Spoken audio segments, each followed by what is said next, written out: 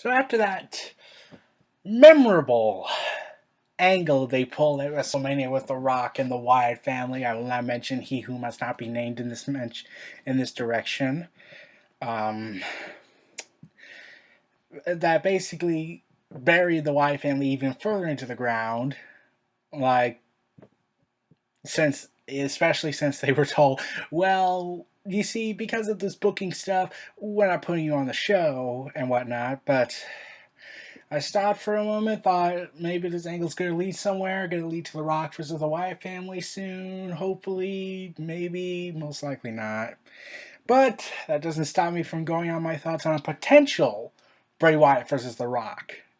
Now, okay, let's just knock it out of the park right now. Promos, gold, absolute gold.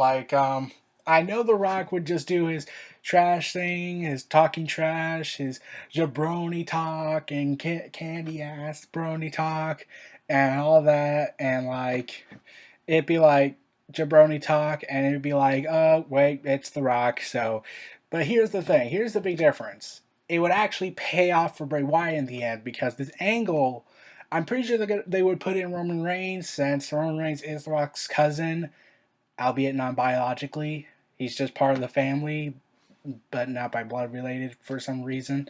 First cousin removed, I think it was. Um, Now, add in that, and then add in the Usos, most likely. You got the Samoan family versus the Wyatt family in an all out family war zone.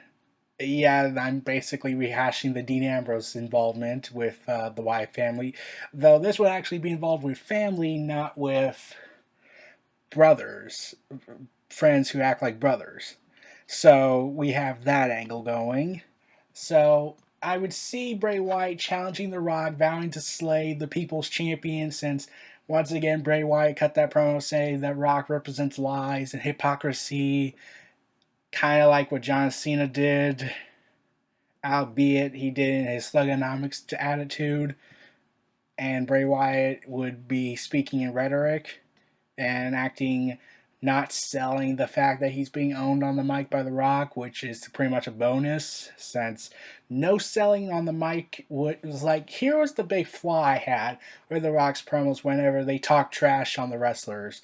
Like, the wrestlers would react, they would like freak out, go gasping, have their eyes open wide in the air pretty much, and it'd be like, you're falling for this trick. You do know that. Not selling the promo, not giving The Rock the lecture, seeing you squirm and get pissed off and angry. That's one of the benefits why Bray Wyatt managed to work with Cena so well, as much as I like to hate saying that. When John Cena tried to bury the Wyatt family through promos with the photoshopped angle. I really hated that segment. I wanted Sheena to shut up for 1 minute. Just 1 minute. To stop doing this.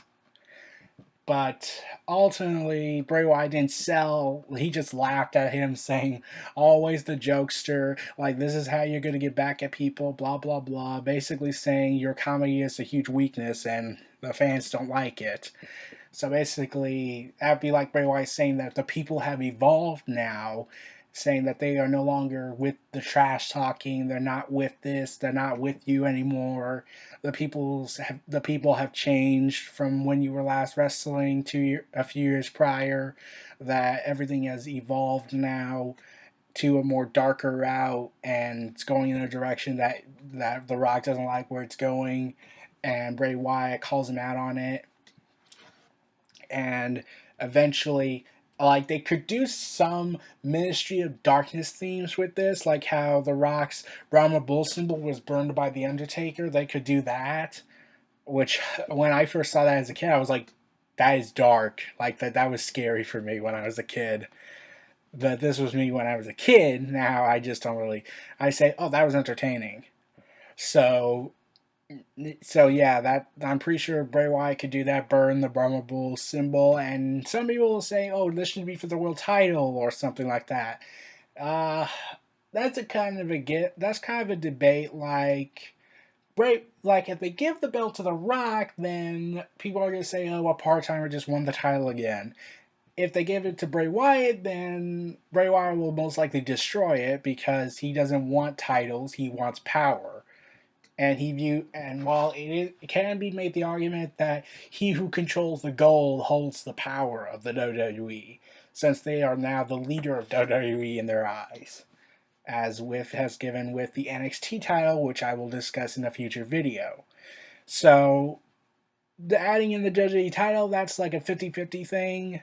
So you could scrap that and just have these two guys that don't like each other because one side doesn't like him, The Rock doesn't like him. It's a simplistic story, but filled with all this rhetoric and all that. Like, here's the thing.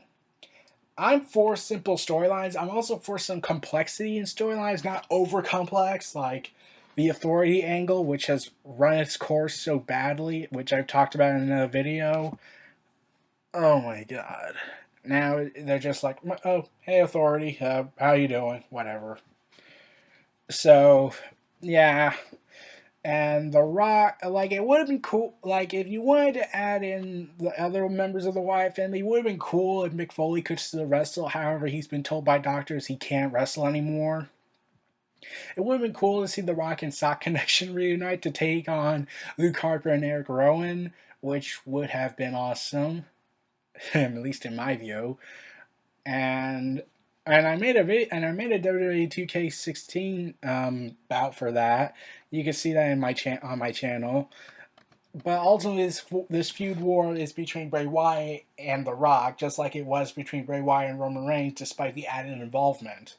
So that's the kind of feud I see it going. But it would be in one match, and this would be a match Bray Wyatt has to win in order to establish himself as a big heel and also get him really over big time.